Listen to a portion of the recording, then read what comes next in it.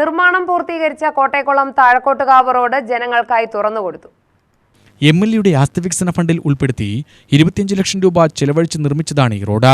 കെ.ഡി. President MLA ഉദ്ഘാടനം ചെയ്തു.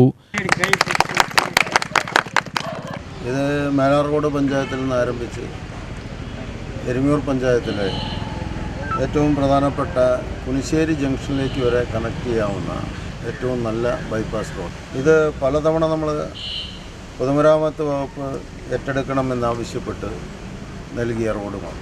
പക്ഷേ PWD ഇത് ഏറ്റെടുത്തിട്ടില്ല, ഒരു റോഡും ഏറ്റെടുത്തിട്ടില്ല. അവർക്ക് കഴിയില്ല എന്ന ഒരു സ്റ്റാൻഡിൽ തന്നെ നിൽക്കുകയായിരുന്നു.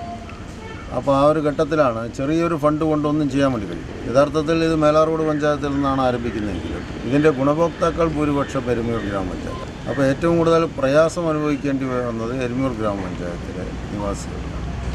ആക്ഷേപങ്ങൾ കൂടുതലും ആ പഞ്ചായത്താണ് നേരിടേണ്ടത്.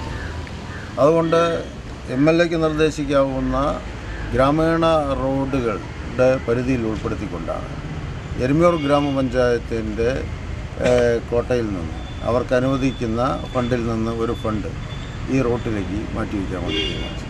അങ്ങനെയാണ് 25 ലക്ഷം രൂപ മാറ്റിവെച്ച് എരുമൂർ ഗ്രാമപഞ്ചായത്ത് പ്രസിഡന്റ് സുജാ ശിവരാജൻ അധ്യക്ഷയായി. Vice president R. Ramesh Kumar, ward മെമ്പർമാരായ ശരവണൻ, രാധിക, മേലാർകോട് ഗ്രാമപഞ്ചായത്ത് പ്രസിഡന്റ് ബിജു എന്നിവർ പ്രസംഗിച്ചു.